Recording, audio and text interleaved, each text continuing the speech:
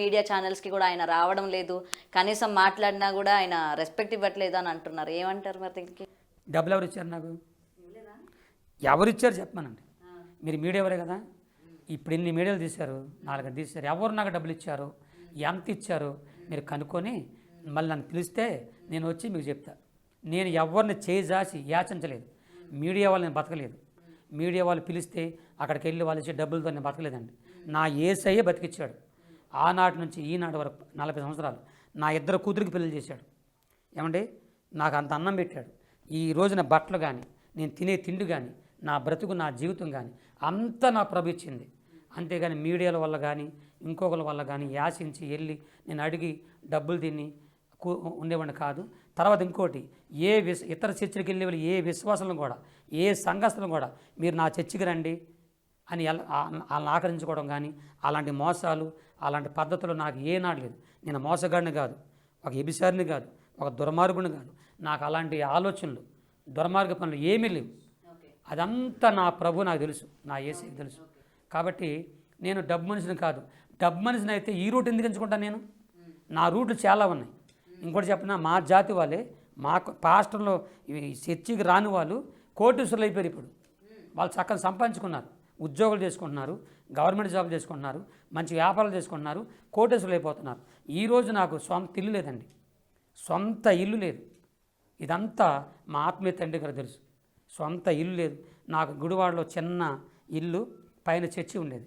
Government వారు దాన్ని తీసేశారు, అంటే రోడ్లకి తీసేస్తే వాళ్ళు ఏం చేశారంటే కొంచెం డబ్బులు ఇచ్చారండి. ఆ డబ్బులు తీసుకొని వచ్చి విజయవాడ పక్కన నన్ను చిన్న స్థలం కొనుక్కున్నాను. ఇప్పటికి రెంట్లో ఉంటున్నాను విజయవాడలో. రెంట్లో ఉంటూ అలాగే. లేకపోతే నాకేంటి, నా రెంట్లో ఉన్నది కర్మ నాకేంటి, మోసగాడిని కాదు. ఇంకోటి చెప్పిన, ఏ చర్చ్ ఎవరైనా మీటింగ్లు వేస్తే నేను మీటింగ్ వస్తాను కాబట్టి నాకు ఎంత డబ్బులు ఇవ్వండి అని అన్నోడు కూడా కాదు. ఎవరిని అడగలే నేను. వెళ్ళిన తర్వాత నా స్థితి, నా పరిస్థితిని చూసి నన్ను ప్రేమించి వాళ్ళు ఇచ్చే కానుకలే ఈరోజు నన్ను. అండ్ గురువప్ప గారు, ఫైనల్లీ ఒకటి చెప్పండి. ఇవాళ ఇంత ఫేమస్ అయ్యారు, బయటికి వెళ్ళిన తర్వాత మిమ్మల్ని గుర్తుపడుతున్నారు, ఫోటోలు అడుగుతూ ఉన్నారు, ఇస్తున్నారా లేకపోతే నిరాకరిస్తున్నారా? మనస్ఫూర్తిగా ఇస్తున్నా. ఈరోజు నేను హైదరాబాద్ దిగాల వస్తున్నప్పుడు ఒక ముసలమ్మ అసలు కళ్ళు కూడా కనిపించట్లేదండి. నేను దిగి వస్తూ గుర్తుపట్టేసింది. పట్టేసి కోయిక నా దగ్గరికి వచ్చింది. తీసుకొని నా ఫోటో దిగేదా గురుకులేదు. ఆ వెళ్ళేవని పిలిచి ఫోటో దిగిందనమాట. ఫోటో ఇచ్చాను, చక్కగా నవ్వుతూనే ఇచ్చాను. సో ఇస్తారైతే, మీరు ఎక్కడ కనిపించిన ఫోటోలు ఇస్తారైతే మంచిగా. నిజమే, ఇప్పుడు ఇస్తే చాలా మంచిది. అండ్ మొత్తం కూడా హీట్గా ఉంది. మా కోసం చలాకీకి ఒక పాట పాడండి మీ భాషలోని. భాష కాదు, ఒక్కటే. అది ఒక్క పాటే పాడతారా? కొత్తగా ఇంకేమైనా పాడండి. నా జీవితం రాసిన ఒక పాట పాడతానమ్మా. పాడండి, డెఫినెట్గా. నిలువెల్ల ఘోరపు విషమేనయ్యా, మనిషిగా పుట్టిన సర్పనయ్యా, పాపము కడిగావులే, విషము విరిచావులే, నన్ను మనిషిగా ఇలా నీవు నిలిపావులే, క్రీస్తు దాసుగా పేరు పెట్టి పిలిచావులే, ప్రభువా కాచితివి ఇంత కాలం, కాచితివి ఇంతకాలం, చావైన బ్రతుకైన నీ కొరకే దేవా, నీ సాక్షిగా నేను జీవింతునయ్యా, నీ సాక్షిగానే జీవింతునయ్యా. ఇది ఫస్ట్ పాట నా జీవితంలో. 89లో. రెండో పాట ఏంటంటే,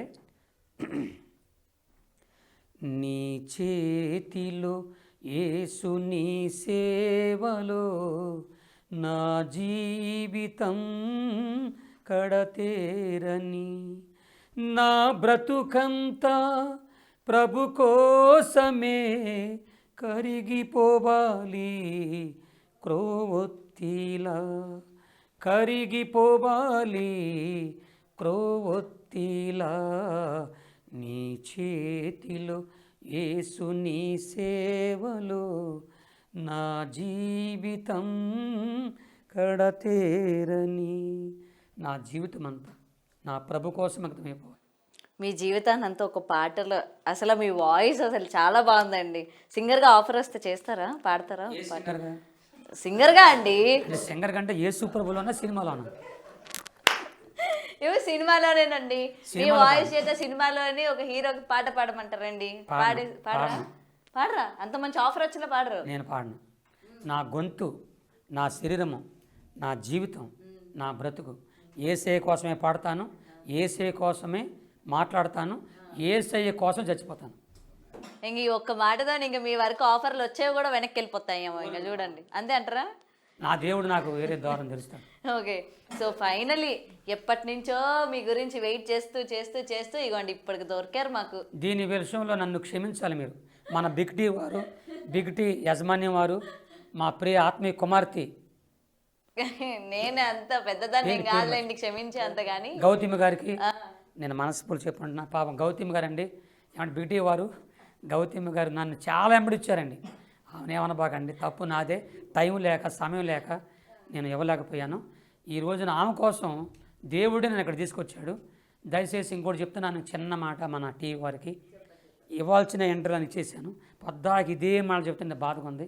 కాబట్టి కొత్త ఏమైనా ఉంటే కొత్తగా పాడినప్పుడు అప్పుడు మీరు వచ్చి నన్ను ఇంటర్వ్యూ తీసుకు కోరుకుంటున్నాను. ఇప్పుడు సెలవు ఇప్పిస్తే డెఫినెట్గా. సో ఎప్పుడు కూడా నెగిటివిటీ వస్తుంది మీ మీద, నెగిటివ్ ట్రోల్స్ అవుతున్నాయని ఎప్పుడు కూడా మీరు లో అయిపోకండి. ఎన్నో చూసి వచ్చారు. ఇది మీ ముందు చాలా చిన్నవి, ఎందుకంటే నెగిటివ్ చేయడం, ట్రోల్ చేయడం మీ మధ్య అందరికీ కూడా కామన్ అయిపోయింది. కాబట్టి దీనివల్ల మీరు ఎక్కడ కూడా ఆగిపోకండి అండ్ లో అవ్వకండి.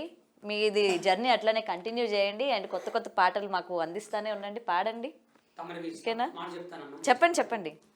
నా 40 సంవత్సరాలు నా సేవా పరిసరలో, నా జీవితంలో నా దేవుడు, నా యేసయ్య నాకు చేసిన మేలులే చెప్పుకున్నాను. దేవుని వాక్యం చెప్పాను, ఆయన యేసయ్య గురించి చెప్పుకున్నాను, నాకు ఆయన చేసిన మేలు చెప్పుకున్నాను, ఆయన సువార్త ప్రకటించుకున్నాను. అలాగే పాటలు కూడా వెళ్ళిపోతున్నాను. ఏ కులాన్ని కానీ, ఏ మతాన్ని కానీ, ఏ వ్యక్తిని కానీ, ఏ దేవతా దేవుళ్ళని కానీ, ఏ పాస్టర్లను కానీ, ఏ సంఘాలను కానీ నా నోటితో దూషించలేదు, ద్వేషించలేదు. ఎవరిని కూడా అనలేదండి. అలాగ నేను అనలేదు. అది అందరికీ తెలుసు.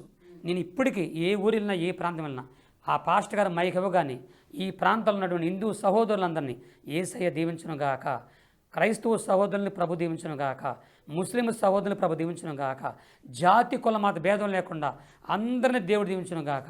నా ఉదయకాల ప్రార్థన అండి.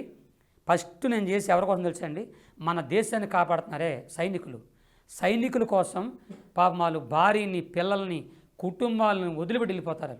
వాళ్ళు బాగుండాలని, అలాగే ఇక్కడ ఉన్నటువంటి వాళ్ళ కుటుంబాలు బాగుండాలని, పోలీసు వారి కోసం మంచి రాజకీయం ఉండాలని, అందరినీ పేదల్ని సాధనలు బాగా చూసుకోవాలని, ఇలాంటి చక్కని మాటలతో నేను ప్రార్థన చేసుకుంటాను తప్ప ఇప్పుడు నేను చెప్పిన నా సాక్ష్యం అండి. ఏ మతాన్ని మారమని కాదు, క్రైస్తవ మతంలో రమ్మని కోరట్లేదండి. నా దేవుడు నాకు చేసిన మేలు మాత్రం చెప్పుకున్నాను. మీరెవరు మతం మార్పిడి చేసేస్తున్నాడు మేసాల కూడా అనొద్దు. నేను మతం మార్పిడి చేయలేదు, చేయను కూడా. నాకు అంత కర్మ కూడా నా పట్ల. నేను కూడా మతం మార్పిడి అవ్వలేదు. మీకు ఇంకో మాట చెప్తున్నా, ఏ పాస్టర్ గారు వచ్చి ఇదేశుడు, తెల్లవాడు, నల్లవాడు, మరగుజ్జోడు ఎవడొచ్చి నాకు ₹1 ఇచ్చి నాకు ఏదో మభ్యపెట్టి నన్ను మతంలో చేర్చుకోలేదు.